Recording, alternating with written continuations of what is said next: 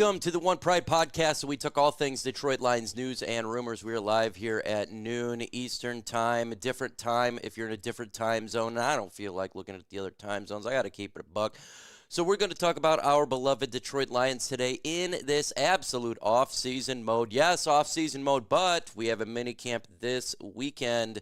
Yes, the Detroit Lions, the Honolulu Blue and Silver, the greatest team in the world to ever exist, has minicamp this weekend. So we got stuff we can absolutely talk about. What's up, GOAT Anthony, the Ant-Man, all the way across the pond? Should get you on again.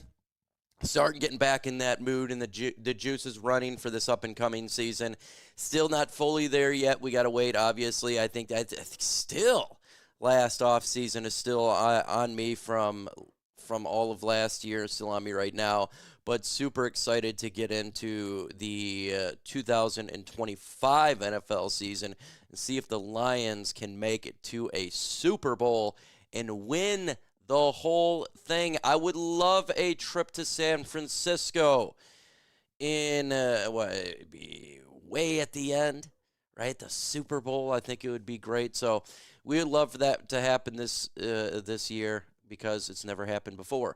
I appreciate everybody coming in here. We got Shift God, Kurt Kasper, Hunter Klein, Cindy Dupree, Ant-Man, the Shift God, 9 Drinks, Michael McDermott in the building. Appreciate everybody coming in the building and hitting that like button, all of that lovely stuff. Again, we got mini camp this weekend for the Detroit Lions. We got some things that we can need to talk about.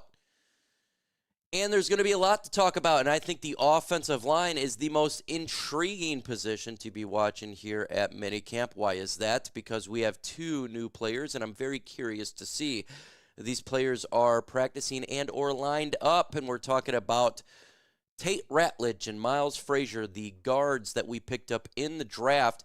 You also got Graham Glasgow, right? We got Keudi Eosika. Right, we got Christian Mahogany. So where's all these guys? Giovanni Manu. Where are they going to be lined up on the offensive line? Now, my prediction here, not much going to be predicted, obviously, where these guys are ultimately going to be lined up. But my prediction, at the end of the day, I think Graham Glasgow is the odd man out. The odd man out. Because why would you pay him the type of money? You don't need to. $6 million base salary this year doesn't really make a lot of sense, and his game has went down, and he's older. I think these guys, plus Mahogany, will be your starting guards and then the reserve guard. I think Mahogany is going to take one starter, right, one position, and then you have Ratledge and Frazier. They battle that out for the other. And remember, they literally just talked about how they would like to have these linemen. We're talking about Tate and Miles to learn how to do center as well. So they're going to be all over this offensive line, so that will be fun. I don't know if you're really going to gauge that on this mini camp here, but they're going to be all over this offensive line, and that's going to be really interesting to watch, if you ask me. No doubt about it. We could watch Tyleik Williams, right? We finally get to see our 28th pick in the 2025 draft. What is up to Dern? I appreciate you. How he's going to look, I didn't really see a whole lot in a mini camp, right? Especially for the defensive line. We already kind of know what he's going to do, so there's not much really there to talk about, right? He's going to play. We get to see Tesla's playmaking ability. This one is probably the most important thing, I think, for this mini camp this weekend, because we invested a lot into Isaac Tesla. We literally traded up in the draft. We essentially gave up 2 third-round picks, Aaron Glenn's compensation, to get Tesla. And what this man did in the pre-draft process was light it up. So he accelerated. Lions traded for him, and now we get to see what he can do. Now, this is something that you can watch in a mini camp. You can watch the speed. You can see the route running, right? You can see how he catches a football. You're not going to see anything of great importance in regards to scheme or anything like that. The chemistry, all that's not even going to be close to being there. But at least you can see what he can do with his hands, and he can beat some DBs and stuff. So that's going to be real fun to watch. I'm excited to watch that. Hassanin, right? Ahmed Hassanin. Good to see a little bit of him out there. I know a lot of people want to see Edge, including myself, his get off. You're not going to be able to, again, see a whole lot. You can't tackle and all that type of stuff, so you're not going to see that. But his get-off speed, that's something you can watch. The undrafted players, can anybody have any sort of ability to beat our tight ends, our back-end tight ends, the Shane Zylstras, the back-end running backs? I don't think that's going to happen. Honestly, I got to keep it a buck. I'm going to keep it 100 with you. My prediction is not a single undrafted rookie makes the team. I think we're looking at practice squad. That's why when the practice squad, not the practice, but the undrafted rookie list came out, I didn't even spend really any time on these players because I just don't see how they make the team. We invested a lot in this depth chart for the last couple years, and the depth is really good right now, so it's hard for me even to see an undrafted guy, but that's something that we could see going forward for the mini camp. What do you got here? Keith Cooper be interesting from Houston. How do you feel about Jackson Meeks? Yeah, well, man, look, I don't have that. You can't really gauge anything defense-wise. You can't really gauge a whole lot. We'll see if he gets beat in minicamp and stuff like that. But I know some articles came out saying he was like the diamond in the rough draft pick for the Lions, right? Getting the DB. Was it the 7th round or I don't even know. Sixth round was Hassadine. 7th round was Dan Jackson. Oh, no, I thought you were talking about Dan Jackson. Sorry, Jackson Meeks. Sorry, Dan Jackson, the DB, was the Meeks, the wide receiver, $200K. I just see him being a practice squatter, and Jackson. I just don't see these guys making the team, the undrafted. And then Jackson, 7th rounder. I think he's 7th rounder. I think he actually does make the team because the safety room behind our studs. I know they want to have a younger guy in there to develop, and so he could be there as a He could be there for developing purposes. Let's see. What else is going on in the Detroit Lions? Oh, there was a trade. I literally just got up. I had people talk to me about the trade that occurred, not for the Detroit Lions, but Pittsburgh sending Pickett to Dallas. How does that affect the Detroit Lions? Because the schedule's coming up in a week. By the way, I think it's a week from today. These NFL schedules coming out. We'll be talking about that for sure, obviously. I think, does it make the Cowboys a little bit better? Yeah, I don't care. The Lions are a better football team, even if they had Pickett and other players. The Cowboys are behind the Lions for a while. Oh, crap. Forgot to do I got to do this. My buddy is doing a fundraiser. Okay, so let me see if I can get the fundraiser out there and raise some money for his kids in school. He's going to, his kids are in football camp, and we would love to help raise some money. It's really expensive, and my buddy is not the richest man in the world. He lives paycheck to paycheck. Oh, so close to putting the whole link in there. Let's see if that works. Man, I forgot. There's a GH at the end of it. Let's see if it goes to it. It does. That's my buddy's. Kids are going to football camp right here. That's TA. That's Raw Detroit. You see him in here. Okay, I know him personally. I've known him now for 7 years, a long time. He's a good friend of mine. If you can donate and help him out, sending his kids, you get some help for football camp, that'd be great. It's that big O thing right there. Help raise some money for him in there to get some money raised for him and his kids to go to football camp. So that's right there. I'd appreciate it if you do that. Raw Detroit, always in the chat. He's a friend of mine. So I appreciate you. I appreciate you big time. Let me get this thing. I got it up there. It says $150 already raised. It says already raised. So keep, if you guys can do that, that'd be great. That'd be awesome. Okay, let's continue on here with Lions. So ESPN Insider's important context to Isaac Tesla's thing here. It says, but once teams started to see him up close, there were scheduled interviews with him. He did their research on why he didn't get the ball in Arkansas.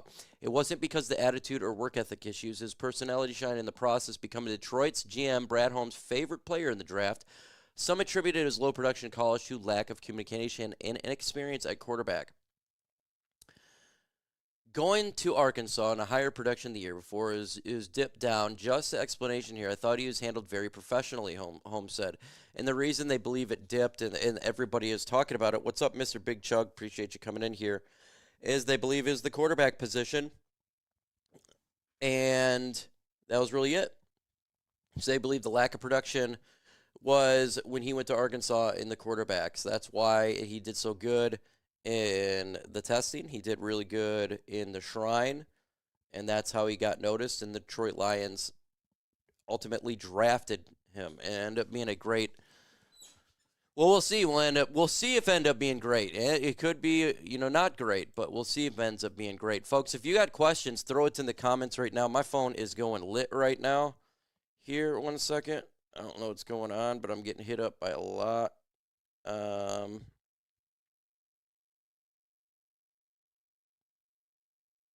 There we go. Let me get on here. So, sorry I was getting hit up by a lot of people. If you got questions, put it in the comments below right now. We're just going to have some fun. Ratledge going to kill it this season. Good pick at guard.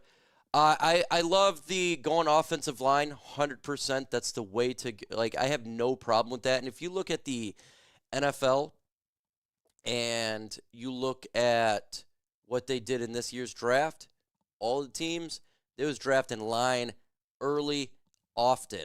Look at that. You'll see it.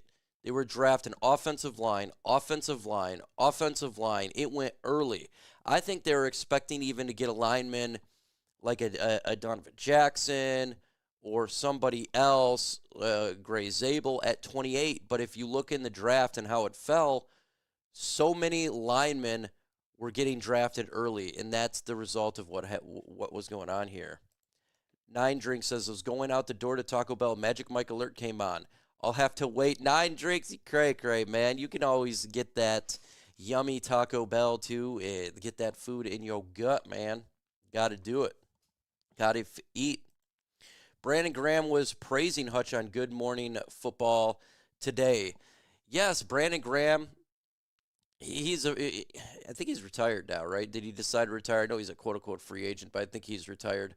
Or he's going to retire. But yeah, he's he did go over there for Philadelphia his whole career. Okay, we're gonna do the schedule win-loss. What's your guys' win-loss in the comments? Win-loss in the comments. Let me know. I haven't seen the schedule release yet. It's gonna be on Thursday, but just looking at the teams, I'm gonna go between, I'd say about 11 wins right now. That's just what I'm thinking.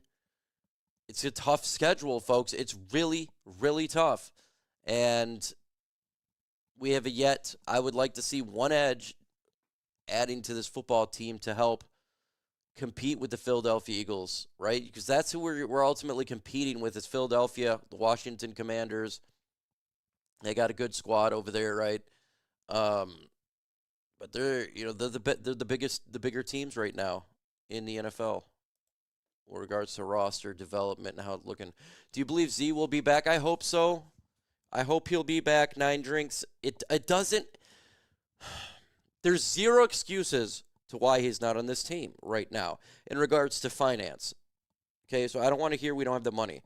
We have $42.8 million in cap space, third best in the NFL. It would be a one-year deal. That's not going to affect contracts if they want to give it to extension to Aiden Hutchinson or if they even want to get extension to anybody. It's not going to affect anything. Okay, you literally could cut Graham Glasgow, take some of that money towards Darius Smith. So, do I want him on this team? Yes. Will he be? He's not on it yet. That's the shock. You got 12 wins here. Dustin says Laporte 1,000 yards. Absolutely. I don't think so. No. The reason I don't think he get 1,000 yards, he's got 700, I think it's 750 last year. It's just because we still got so many other weapons. Jahmyr Gibbs, Jamison Williams, Amon-Ra St. Brown, etc. Tim Patrick, and it's just hard for everyone to get fed. Says Michael's going with 12. My man 9 Drinks going with 14 wins. I'm betting at this moment 9-10 wins, but I see less 11 to 12 last year, so I'll take it what it's worth. I had 12 wins last year. 12. Yeah, I think I had 12 wins. 12.5, 12.5 is your prediction. Not too bad. Don't care how many wins. Playoffs are the real currency now. Yes, Ant-Man. And let's keep it a buck. We used to really care about the win-loss. We used to care about all that. I think as Lions fans now, as we're a winning team, and now we're becoming a winning franchise and a winning fan base, our expectations is like, yeah, it was cool to get all these wins, but we need to win playoff games and get to a Super Bowl. Isn't that crazy how the expectations change for a fan base? Just a couple years ago, we were just hoping to be relevant. Now we're hoping to be championship material. So it is, I agree with you 110%. Let's see, 100%. Jared Goff. I don't understand our Planet Edge. That requires us to have a Planet Edge, and right now we do not have a Planet Edge. I do not trust. I don't care. I hear everyone say that trust the Brad Holmes, Cook, and all that stuff, and I get it 100%, but I don't trust Davenport. I don't care. I don't care what anybody says. I didn't trust him. We signed him last year. I sure as hell didn't trust him when they signed him this year. I know it's a low-end deal, but the money at this point don't care when you need some bodies, and I just don't trust he's going to be healthy. So I'd like Zadarius Smith to come back. At least I know what he can bring to the table. I know what Smith can bring to the Lions' defensive line. He's going to get some pressures a game. He's going to alleviate the Marcus Davenport not being there. Remember, we traded for him last year. I didn't say he was the Aiden Hutchinson replacement. No. I said he was the Davenport replacement. The production of what Davenport would have brought us. But Davenport can't stay healthy. That's the problem. The best ability is availability. You must be available to play in this league. That's why a lot of people are not in the NFL. Smith is durable. 100% he's durable. That's what I don't get. Like, I would rather have somebody who's less talented on the field than somebody who's talented is on the sideline.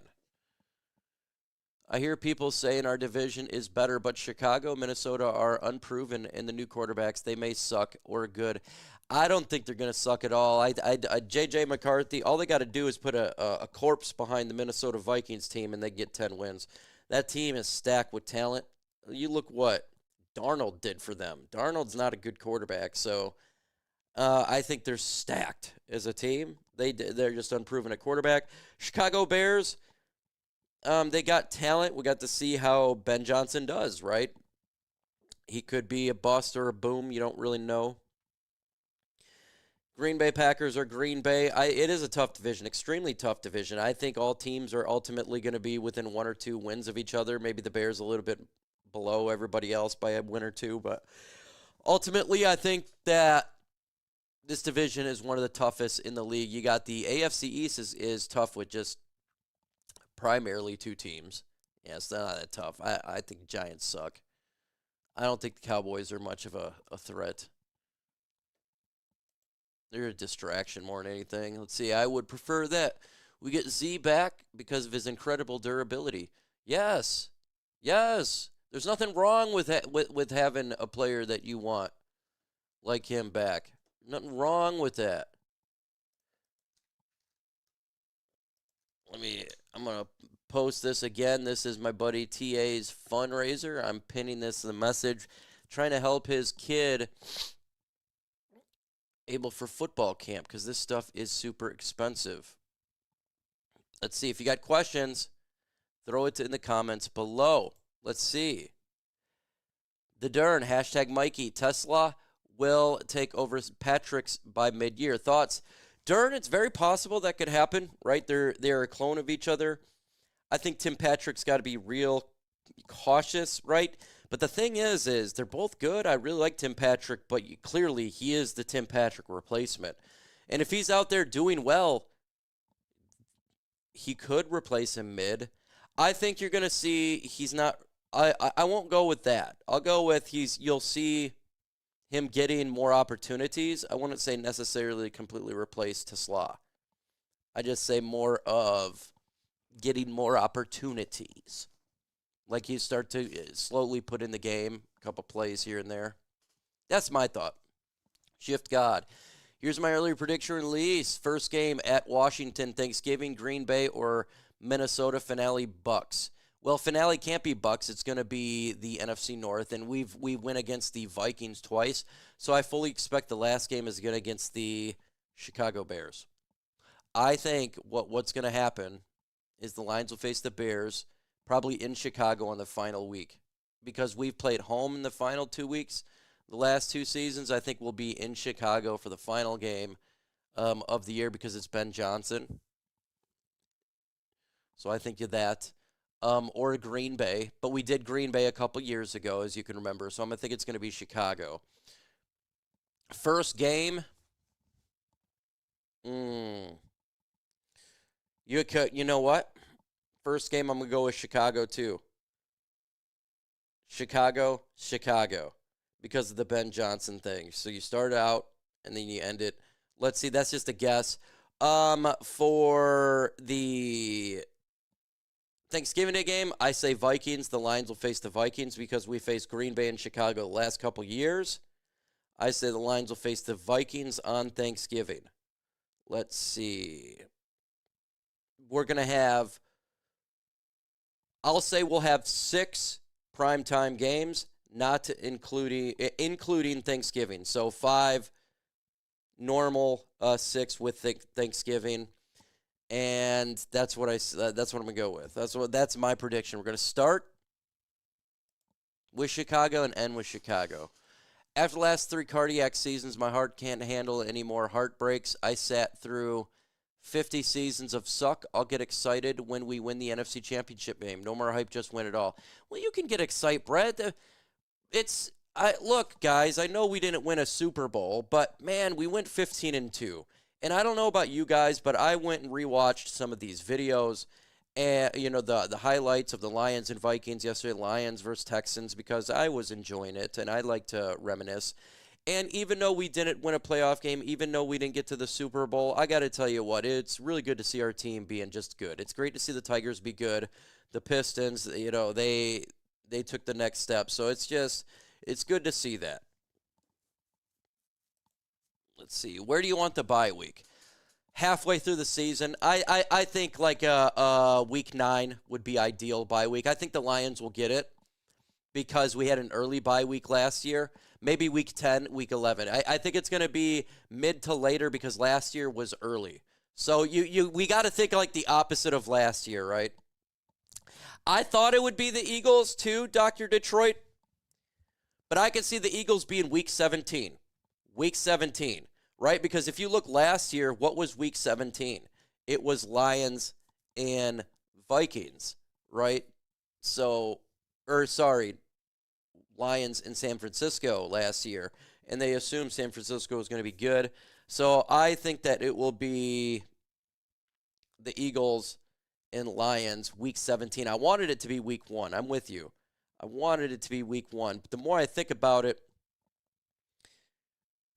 I can see the NFL doing something a little bit different. Maybe they want to do Washington and Eagles week 1. That would be, you're looking right there. Washington, Eagles week 1, right? That would be the NFC Championship rematch. I could see a situation like that, 2 division rivals in there. And that'd make a lot of sense if they did that. I just hope we beat the hell out of Chicago. Oh, I do too. I want to beat them. And I hope we get Chicago early because let's keep it a buck. They're a new team. They're learning a new system, and it's not going to be quick right off the bat. These guys are going to make mistakes, but I think Chicago will get better as you go along. As we know with Ben Johnson's offense, we already know this type of stuff. But they're installing a completely new system there, so I expect them to have some hiccups early on. So I could see Lions, facing Chicago week 1 in Detroit. I think it would be Chicago or Minnesota week 1. That's what it's going to be. But it makes sense with Chicago because of Ben Johnson. It makes the most sense to me.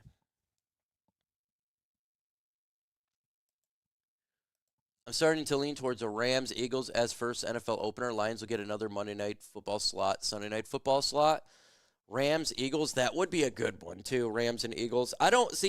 I would love to open up the NFL season. I'd love to be the first game. But we also got here's why I don't think it's going to happen now. We got the Hall of Fame game, right? I don't think the Lions they're going to give the Lions four preseason games and then start the NFL season as the first game. I don't see that happening at all. The Lions are in the Hall of Fame game. I think they'll just kind of get maybe a Sunday night football. I'm going to say the Lions get Sunday night football week 1. Not Monday night football, Sunday night football week 1. That's what I'm doing. Sunday night football, Chicago comes to Detroit. That is my week 1 opening, what I think. Brad could start the season, and we have to see how it goes before he spends money to fix stuff, before he knows what is broken. Just a thought. But we already know what's kind of broken, right? Well, players are going to get broken in training camp. We're going to have injuries. We're going to have injuries in preseason. We're going to see who's good and bad, right? But we know Marcus Davenport's broken. You know this. Dude, I know who you really are, Dr. Detroit. I know who you really are. You already know this in the position you're at. You already know in the back of your mind, the position you hold at where you're at for your job. You already know. So I don't even need to explain it, and that's why with you, I know for a fact you keep it at 100 because I know your job and who you work with. Motor City Dan Campbell, is there any position on the Lions that you worried about throughout the season? Edge. That's the only position right now I'm worried about is edge. I like Ahmed Hassanin, but he's a 6th-round pick. Okay? I would like for Lions to get more depth there. But again, week 1 hasn't started yet. We still got a long way to go for week 1. So Smith is out there, right? Walker's out there. They could pick up some guys. I know you don't trust it. And anybody here, folks, all I could say about Dr. Detroit, if he's not sugarcoating stuff, take that as a big sign. He's got a high-end job at a place where he has influence. I know this. VIP, all for Ford. We went to training camp. I couldn't believe it. Okay? So if he don't trust it, best believe that's a big sign. I never want to reveal who he is because I know who he is.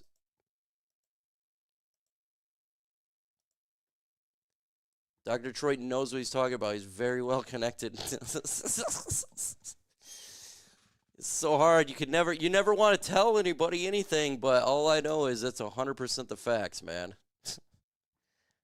I ain't gonna lie, when you were first telling me who you were, Dr. D, I was like, I've heard this before, and then I met you, and then I realized everything you told me was 100% true. Okay, it just feels like feels strong everywhere, so it feels like a deficit. Yeah, that's the thing, Dr. Detroit. Everything is so strong. And let's look through the depth chart, right? Let's just go through all positions. We're going to start with special teams. Kicker, great. We got a great kicker. Punter, great punter. Does it matter about the long snapper? No, not really. He does his job. Special teams, A+. Okay? Let's go with offense. Quarterback position, he was an MVP candidate. Whether you like him or not, he's putting up big numbers. A. Offensive line, best in the NFL. We re-upped on it. A+. Running back room, 4 running backs, A+. Wide receivers, A+. St. Brown, Jamison Williams, Tim Patrick, Isaac Tesla, Khalif Raymond. That's ridiculous, okay? Tight end group, Sam Laporta. Great tight end, right? Brock Wright is a fine number 2. A. The offense is magic with talent. Let's jump to the defense. So special teams, A+. Offense, A+. Let's jump to the defense. We're going to go from the back end forward. Secondary, safety position, A++. You have the 2 best safeties in football. The secondary in regards to the cornerback position, I'm going to give it an A. DJ Reed, I think he's really good. Terrion Arnold in year 2 is going to make progress. Amik Robertson and a Rakestraw, that's not bad at all for year 4. So I'll give that one an A. Linebacker room, Alex Anzalone, Jack Campbell, Derek Barnes. I'm going to give that one an A. Now you look at the interior defensive line. A. Aleem McNeil, Tyleek Williams. Aleem McNeil's injured. He'll come back, though. Levi Muzurike, DJ Reader. A. Edge position. No. Everything else is an A. Edge position, C. And I don't want to see anyone tell me it's not. Aiden Hutchinson. We love Aiden Hutchinson. He's his own thing. A right there, right? Marcus Davenport. Joshua Pascal. Okay? Al-Qadim Mohammed. Ahmed Hassanin. That's not a lot of trust right there when you think about that. So that's when we're looking at that, right? That's what we're looking at all the way around. And I'm telling you right now, there's zero excuse not to get another pass rusher. I'm not saying that they're not going to. Maybe Brad Holmes does. So I will reserve judgment. Yes, it can't be all A's. 100%. Ryan Gibson. We have $42.8 million in cap space. Third best in the NFL. And there's players out there that the Lions can sign. Okay? Zadarius Smith. DeMarcus Walker. We got to wait till people get cut. Yes, you're right. We can't have all A's. Correct. Now let's look at the Philadelphia Eagles team. A's. All around. And defensive line. We're not competing just at the NFC North.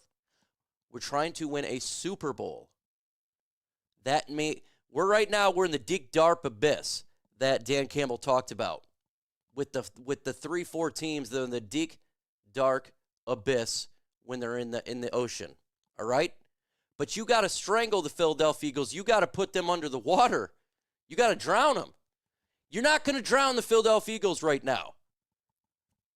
Yes, could we win them if we go face-to-face? 100%, right? They could beat us. We could beat them. 2 really good teams. With that said, if I look at the roster, top down, Philadelphia Eagles versus the Detroit Lions, I think they got the better roster right now. Their wide receiver, everything is great for them. So my thing is, if you can just get one more effing player, just one more, I think that's all you need. And then we can make this defensive line an A, and I think the Lions can do it. Can do it. They can win the Super Bowl, but we have to beat the Philadelphia Eagles, and we have to beat the Washington Commanders. They beat us in our own house. That's what I'm looking at. I'm not looking for the NFC North. I don't even care if we go 10 wins and we're in the playoffs and we win a playoff game. I'll take that over 15-2 and losing in the round 1. That I will take that all day. I know we're going to get beat. I think that if the Lions get an edge rusher we'll have the better roster this year than next year. But right now, I don't believe we have the better roster from this year over last year. But if we get a pass rusher, I can then confidently look at you, make a video or a live stream, go on the radio and tell you I think they can. But right now, I cannot bullshit you and tell you that I think they have the better roster than the Philadelphia Eagles, because that's a lie in my opinion. That's my thought process right now. If you may agree, you may disagree, and that's your opinion. Um, and I respect your opinion. You completely disagree with me. And hey, you could 100% be right. But I can't lie and just say something to say something. That's how I truly feel. So I just want to let you know that.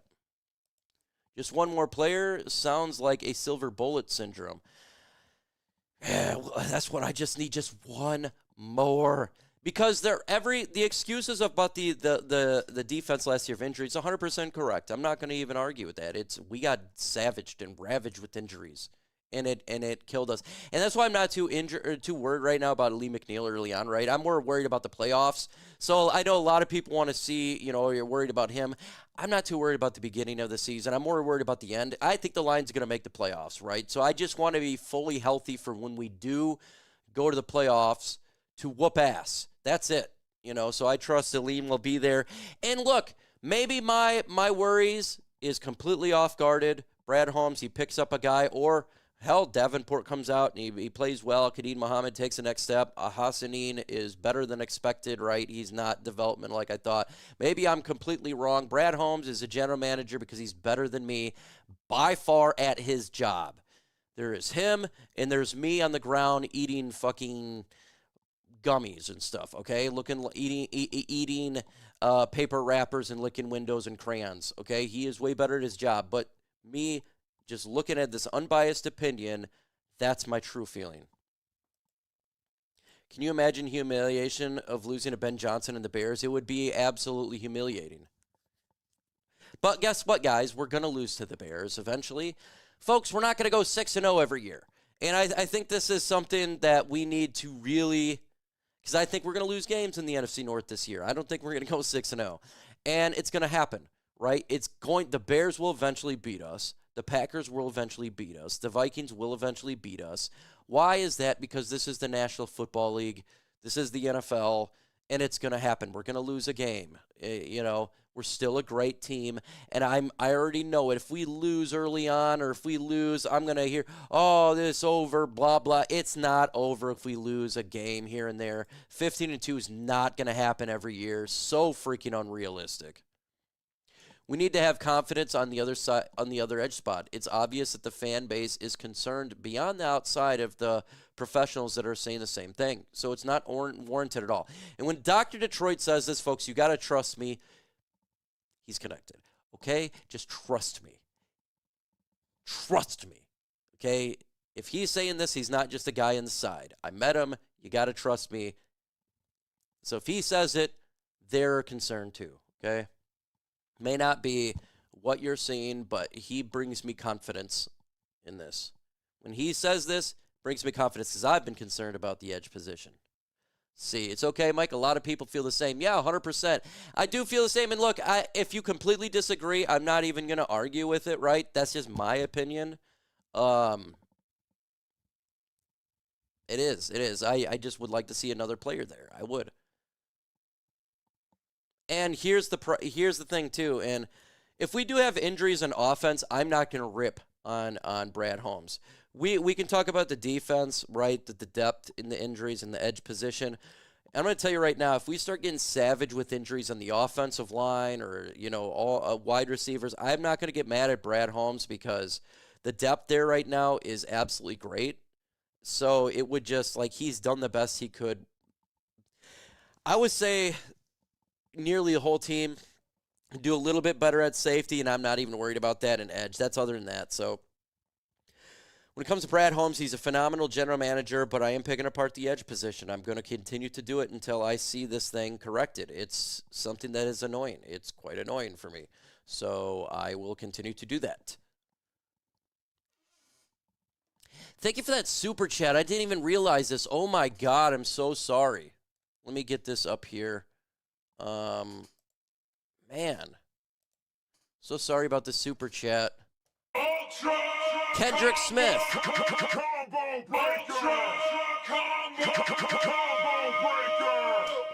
Kendrick Smith, thank you so much for donating $10. Says, peace and love to you, brother. Been watching you for years, and thank you for the service. Kendrick Smith, thank you so much for that super chat, and God bless you. I know it's off season, it's a little bit less, but I thank you so much. I truly do appreciate it, Kendrick. And hopefully you're having a blessed day as well. And thank you for watching and supporting the channel. Your money means a lot to me. I know, like, I never ask for donations. It's not one of those things I want, but I truly do appreciate it. Thank you, thank you, thank you. He says, look, we had a player we all forgot about 9 sacks opposite of Hutch year 1 and dumped him. Maybe Ahmed is that guy. Maybe picked up the same spot. I hope so, Dr. Detroit, right? I don't think that's the case. Because when you're talking about Houston. That's right. Yeah. Because, look, Hassani needs to tackle better. That's a problem. Yes, he's got get-off speed, but he is really raw. 6 years of football. That's it, guys. 6 years of football. He's Giovanni Manu in the 6th round, but I think he'll actually get playing time on passing downs. That's the difference because he's a pass rusher. He's not protecting the quarterback. He's not protecting Jared Goff. I think you'll see Hassanin on passing down sometimes as he learns how to tackle a little bit better. Just waiting on Z to make him come early to camp, maybe. I hope so. It's just a financial thing. Again, I hope he comes to Detroit.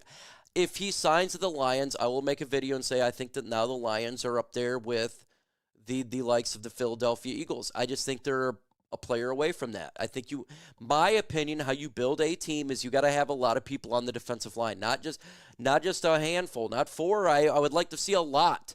And a lot of people. I believe in that philosophy. I've always believed in that philosophy. I've always been a 4-3 type of guy. Now, I don't know if they're going to do the 4-3 here, but that's my personal preference. I always build through the defensive line back. That's what I do. Defensive line back, so I want to see more bodies. You look in the Super Bowl. I've been talking about this for years, and I think watching the Super Bowl from Philadelphia and Kansas City is an exact reason why you have multiple defensive linemen. Waves of these guys coming at you. Waves. It's just waves. It never-ending, relentless pass rush. That makes me when it happens. I love pass rush. I don't like trash rush. I like pass rush.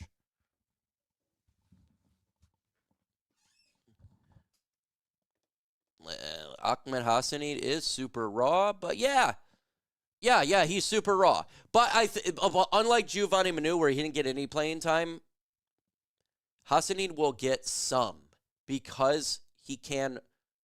Ooh, I nearly blacked out. Hold on, guys.